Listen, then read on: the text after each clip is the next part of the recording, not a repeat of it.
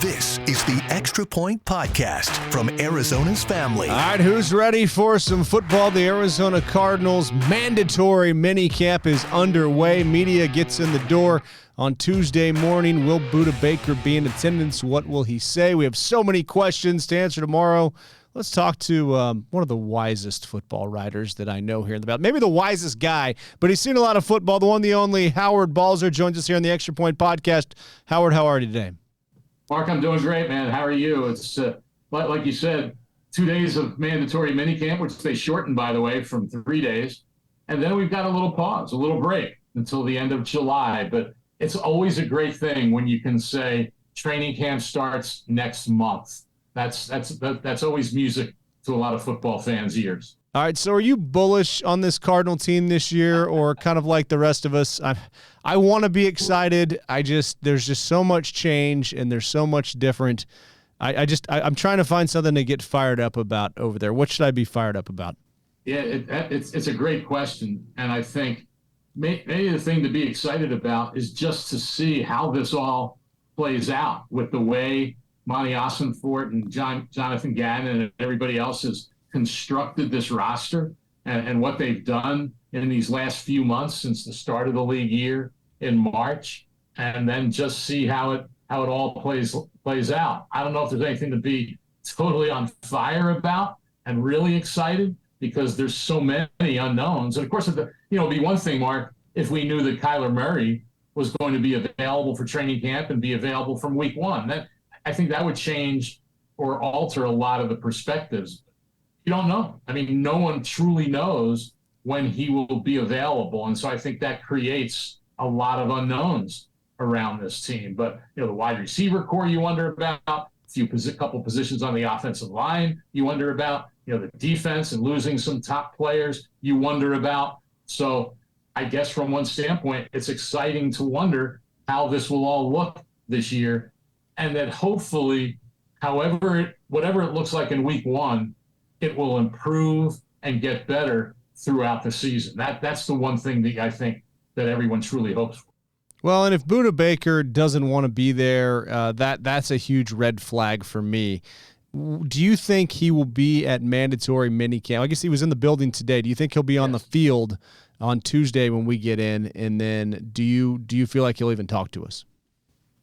That second part, I think, is the big question I have. I've heard some say throughout the day, well, just because he's in the building doesn't mean he'd be on the field. Well, but what's the point of being there then? Just to show up and just stand around and watch? Now, how much he would be on the field, that you wonder about, because he hasn't been there. We've seen guys like, for example, Kelvin Beachum, who missed a whole bunch of the OTAs, that was there for the first time last week and didn't do a whole lot of work in practice. Same thing with DJ Humphries, who's been coming back from the back injury. So at least in some things, they would want to have him on the field. The question is, will they make him available to talk to us? And we don't have any control over that. It's not like it's open where you can just go up and interview whoever you want to. I would hope that Budda would clear the air and just say, yeah, I want to talk to everybody. Now, how much he would say, we have to wait and see. But I would hope that would be the case. But yeah, we won't know until tomorrow or Wednesday whether he will talk to the media. Well, and those fines are pretty significant, so that would kind of be my reason if I was Budda Baker for being in the building today and at least there tomorrow, whether you talk to the media or not. But when it comes to just his situation, where would you kind of put the level of frustration for Budda Baker right now, given what he did last year during the season and where the state of the franchise is now? That's a great question, because we all just presume from things that have been said and things that have been speculated that this is about his contract and all those things. And that at one point he had the meme where he kind of let it out to a degree that he feels disrespected. We don't know what all that means. The thing you wonder about, I mean, as you said, you look at last year, you look at the hard knocks, you look at Budda Baker's passion for football. And it's not just about playing well and just about getting paid. He wants to win. He doesn't want to go out there on the field and have this constant losing, which there was last season. And so you wonder what does he really feel about this team? And does he feel that there's a chance for this team to at least, you might not win many games, but at least you can play good football. At least you can be in games. At least you can be competitive. And like I said, improve throughout the season. So that's the thing that's hard about this, because it's hard to read Budda Baker's mind in terms of what he truly wants. And so it'll be interesting to see. And so I don't know if we'll get all those answers. There's one aspect of this that hasn't been talked about a lot is that, featured on the Hard Knocks last year was that thing where I believe his sister lives with him. Yeah, goes to ASU, right? Yeah, the different options for college. And it was never revealed publicly that much. But my understanding is she chose Arizona State. And she's starting this year, or if it's next semester, I think whatever it is, she chose Arizona State. So you think in the back of your mind that Budda wants to be here for her. How much is that a part of whatever will be happening? And so, like I said, it's all an unknown. I think it's important for him to be a part of this team because of all the change. And this whole notion, Mark, that perhaps there's this reluctance on the part of the organization to give a guy with 2 years left on his contract a restructured deal because of the, quote, precedent it sets. Well, to me, what's the precedent? I mean, it's not as if, can anybody make a list of even a couple guys that would be lining up at Monty Ossenford's door wanting a new contract because they would give one to Budda Baker? There's hardly any veterans on this team in that situation. So to me, the positive about taking care of him financially is you send a message to all these new guys coming in, all these young players on one-year deals, all these rookies that they've selected and signed and drafted. You're sending a message that, hey, you be a Budda Baker and we will take care of you down the line. And I think that's an important message to send to this entire roster, much less having him around for his ability and his leadership. Well, yeah, and how many guys have played on the ankle injury that Budda played with last year, the busted up shoulder? And I'm a firm believer in the old, remember the movie The Natural, where Roy Hobbs and the New York Knights used to sit there? Losing is a disease as contagious as the bubonic plague. I think losing gets in your water, and it's hard to get out. And I think Budda Baker's a guy that can really set the tempo there. But if the Cardinals start losing this year, when do you pull the plug and say, hey, Kyler, don't even come back? Or do you feel like you have to have him back if he's healthy enough? I think you have to have him back. I think there's a variety of reasons for that. With the biggest one is that whenever it is that he's ready to play, he will have had to have some practice in this new system. We heard Colt McCoy talk at OTAs about how important it is to be on the field. And even though you're getting mental reps and you're learning the things in the classroom, it's another whole thing to run it out on the field. And the only way you really get totally comfortable with it is you do that, you make some mistakes, and you learn from them.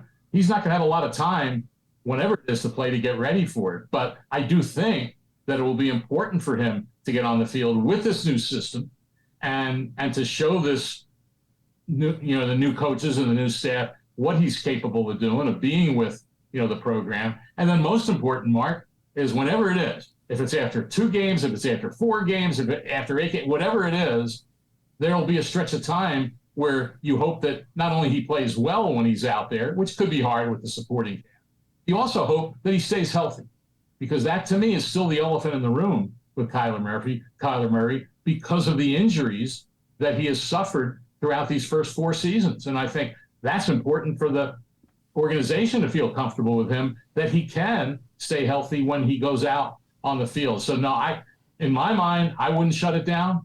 I don't believe that this group would do that, no matter how many wins they would have when he comes back, because what you would want to do at that point is, hey, get your quarterback out there, get the guy out there that this organization has paid so much money to, and let him show how he can help make this team get better and have some real positive feelings going into 2024. Over under on how many Caleb Williams stories that you will write in the next 6 months? Item, because I think it's a waste of breath. Well, maybe not breath, but a waste of time, because there's so many factors with that. Now, if we get to the end of the season and he's not playing well and he's injured or crazy things happen, well, then maybe that would be the time, to start talking about it. But I mean, who knows? Who knows? Maybe this team maybe they surprise us all, Mark, and win some games. I mean, I don't remember the exact season, but it might have been 5 or 6 years ago when Todd Bowles was the head coach of the Jets. And everyone looked at that team on paper and said, this is a horrible football team. They might not win any game. And they ended up winning 5. Still not great, obviously, but it was more than anybody thought that they would win. And so you get out there in this league and just play hard. I think that's one thing certainly expect this team to do. I think the defense, even though it might be a little bit undermanned, is going to get after people and play with a lot of energy. And who knows? Who knows? Maybe you force some turnovers. You play good defense. You get some breaks. And maybe you win some games that nobody expects you to win. And so I think that's a big factor in terms of what they do. But if they win a few games, then, who knows? Who knows what spot they would be in the first round. But then again, they only won 4 last year and they still ended up with the 3rd pick. When they picked Kyler Murray, what did they win the year before? I think they had 3 wins the previous year, and that still got them the number 1 overall pick. So as long as they're in that shouting distance, if you will, there will be people talking about it. But I'm going to try to avoid it because no matter what it is, and even if that, I don't know how realistic it is anyway, considering his contract, and you'd have to have someone trade for him to be able to take a lot of that coming guaranteed money, especially next year, off the books, so it doesn't kill the Cardinals against the salary cap. And if he doesn't play well when he comes back, or there's another injury, well, there's not going to be a whole lot of trade market for Kyler Murray, I wouldn't think. So, all these aspects go into it, and I just think it's just, what's the point? What's the point of talking about that now? What's the point of talking about it in September or October when you just don't know what it's going to look like when you get to January the season?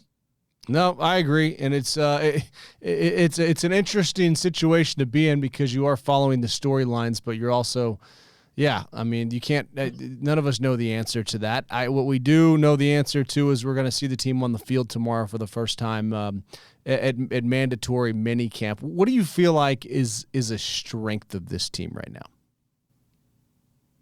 Wow, that's I'm not sure where the strength is. When you look at all the units and you say, wow, every unit has a lot of questions with it. You can say, well, I like the running backs, but beyond James Conner, do you really know what you have? Tight end looks okay, but you don't know when Zach Ertz is going to be available to play.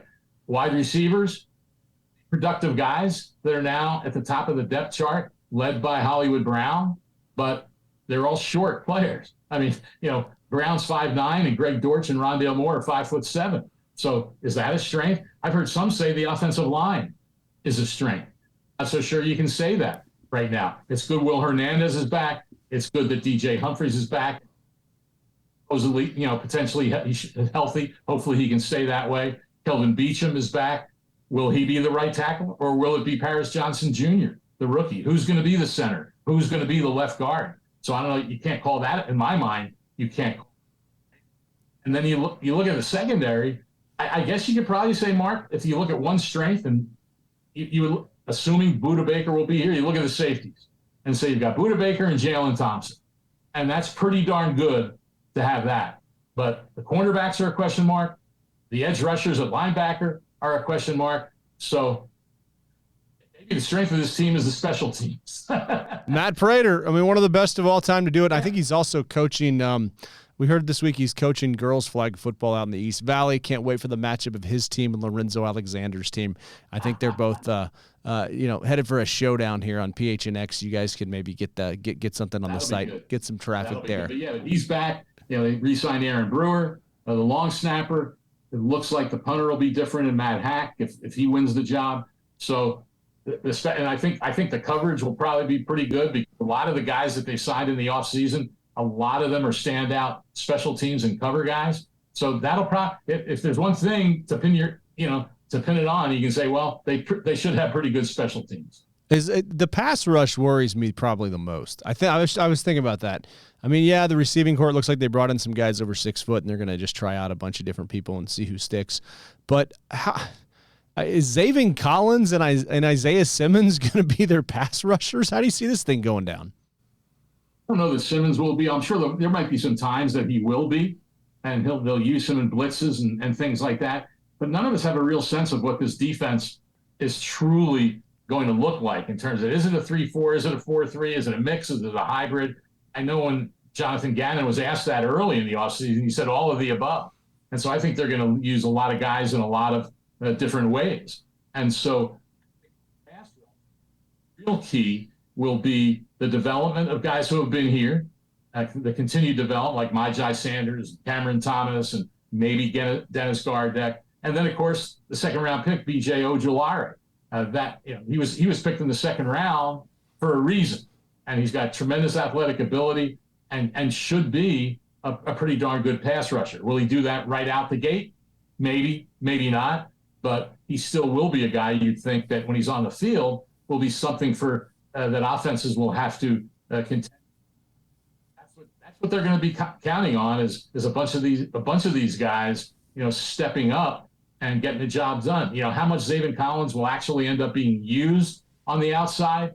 Who knows? Maybe a lot of it will be in the run game more than in the pass, and then in the pass rush he'll do some other things. But I think, like I said, I think that this defense is going to be multiple. It's going to be different scheme, different formations within the scheme, different defenses, and that's the way they're going to try to make it difficult for offenses to figure out what they're doing. But you still have to be able to cover people.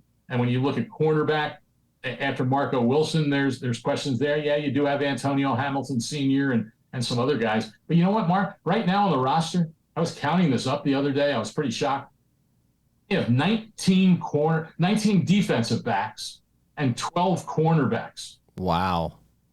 And the question is, how many of them can truly play? Right. Depth is there going to be? And obviously that's going to be something that's decided in training camp. But that's a lot of defensive backs on your roster. It's over 20% of the roster are defensive backs right now as they enter this minicamp. Well, it's certainly creating competition to try to get the best, talent out there on the field. But when you look at a guy like Simmons and a guy like Collins, and they've certainly had their moments, but you talk about Ojulari being ready. Anymore, how long do you give a guy until it's just not going to work someplace? How long does a guy have, in your estimation, to say, oh, that guy's good, he can stay, we're gonna give him a contract, we want to be a Cardinal, as opposed to when you first started covering, the NFL? Well, with Simmons, this is really a make or break year for him because the Cardinals did not give him the 5th-year option on his contract, and so he'll be scheduled to be an unrestricted free agent next March. And who knows what the market will be for him, depending on how he plays, this season. Next May, they'll have to make a decision on Zaven Collins. Does he get the 5th-year option? I like the way Collins has developed, and I think he can be a long-term very good player for this team. But does that mean that you invest big money in a second contract in him? That's the question that is way too early to answer, but is a legitimate question to ask. And beyond that, Mark, you look at this defensive line, and you lose. Obviously, you lose Zach Allen in free agency. J.J. Watt retires, and you just have a whole bunch of guys there that you're saying to yourself, "Wow, who's it going to be that will help stop the run?" And Carlos Watkins, who they signed as a free agent, has been with the Cowboys, could be one of the guys that they're counting on. And so who knows what that defensive line is going to look like. Lawrence, you like him when he's on the field. He can hardly stay on the field. Right, yeah. Better is a guy who showed some things last year, but when you look at this defensive line, there's some real question marks with that group, unless guys that we don't know about or don't know how they're going to do really step up. So that's why overall this defense is really a tough one to predict how productive they're going to be. All right, when will you make a prediction about how many games this team will win, and how are you leaning right now? Probably near the end of training camp. I think that will come. I think that it's certainly not going to be a high number, I would think that the max, I think everybody would be thrilled with 5 or 6 wins. You hope it's not one of these years that just continues like it was at the end of last season, where they couldn't buy a win at all. I mean, heck, we forget that, after that Thursday night game when DeAndre Hopkins returned and the Cardinals beat the Saints, they were 3-4. Right. 3-4 at the same time. The 49ers. And look at the way both those teams did what they did the rest of the season. Cardinals won one more game the entire season. I mean, that's just hard to really comprehend. And so you hope it's not like that. Even though you have to acknowledge they were in a lot of those games, and a bunch of them were close, and they lost games in strange ways, like against the Chargers, like against the Patriots, the Falcons, some other one. So you just kind of hope that they're in a lot of games, they have chances to win in the fourth quarter, and maybe they steal some victories and make some big plays offensively or defensively, and maybe they can win 4 or 5. So I won't make a hard prediction until then, but it'll probably be in that area, because I'm not a guy who's going to sit here and go, oh, they're going to go 2-15. I mean, that's just around and think a team will actually be that bad in terms of figuring out a way to win games, because I do think that as everybody gets on the same page, that you would hope, and with Murray's return, hopefully, that they will be better in the second half of the season than they will be in the first half. Yeah. And the next time the NFL team in this town starts 7-0 and the NBA team goes to the NBA Finals, would you remind me to enjoy it more, please? Yeah, well, that's a great point, because we forget sometimes. And I thought it was interesting as I digress, and I was saying this to someone the other day. If the Nuggets close out the Heat, they will have lost 4 games in the entire playoffs. Wow. 4 games. And there's only one team and there will have only been one team among the 4 that won 2 games in the series. And we know what team that is. And that team fired its head coach. So I think sometimes there's, perspective is maybe not there in bunches when we look at what happens to teams sometime. But yeah, like you said, appreciate it when it's pretty good, because a lot of times that can be pretty fleeting.